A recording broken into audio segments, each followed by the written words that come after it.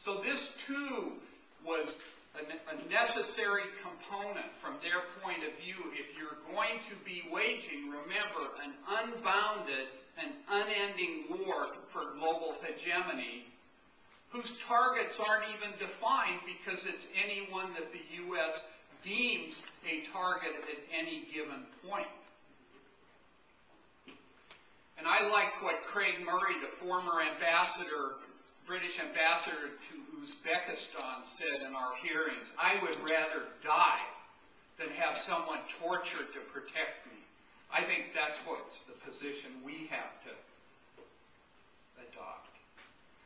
So I think we have to really squarely confront this issue of empire and its roots. I don't have time to give a full explication of this. But the United States is a capitalist system. Capitalism operates globally. It depends on the exploitation of markets, labor, and resources. It's a violent and vicious system. Nicholas Kristof wrote that due to the financial collapse alone, the financial crisis, 22 children more than are already dying in the third world will die each hour this year because of the effects of this global system.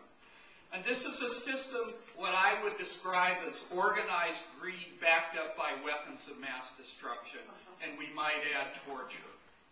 And I think we need to confront this is the reality of American power and American, quote, national security. When the words national security are used, they mean the interests of empire. They don't mean that you and I are free of fear of, someone doing harm to us. That's not essentially what it's about. And I want to, so I think this is something we need to dig into, confront, and talk about. This ugly substructure, this dirty little secret that goes on around the world. It was interesting. In yesterday's New York Times, there was a companion article to the torture memo article, and it was about Pakistan. And just in passing, made the point that 48 landlords control the Swat Valley, and that the Taliban is aligned with the peasants there to create their own mini-state or whatever. And I just realized, look, the U.S. has been aligned with Pakistan for 50 years. When have we seen any discussion of what this has meant for the impoverished farmers of Pakistan? Never.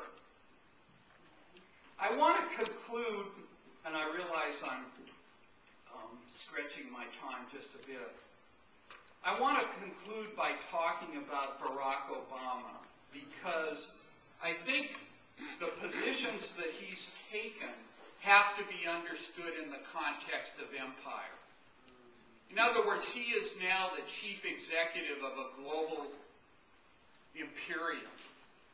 And he's following his decisions are tactical adjustments and modifications based on the fact that the Bush administration overreached and basically got the empire in deep, deep trouble.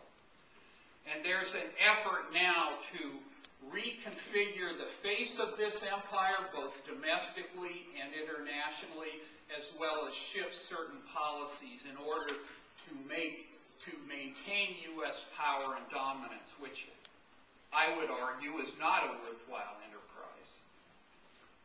For example, illegal wiretapping is actually expanded, according to the New York Times of the 16th of April.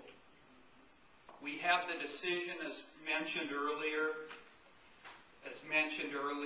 to refuse prosecution of war criminals. There are also ways in which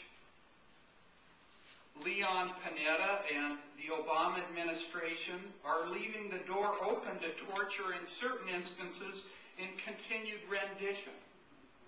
So all of these things are things that we need to repudiate. Whether one voted for Obama or did not vote for Obama, war crimes are war crimes, torture is torture, illegal spying is illegal spying. It must be rejected.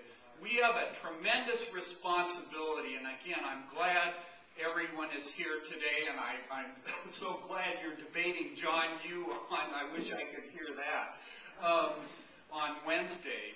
We have a tremendous moral responsibility to the people of the whole planet to end these things and to actively and vigorously protest any and all of these abuses and injustices. So thank you so much.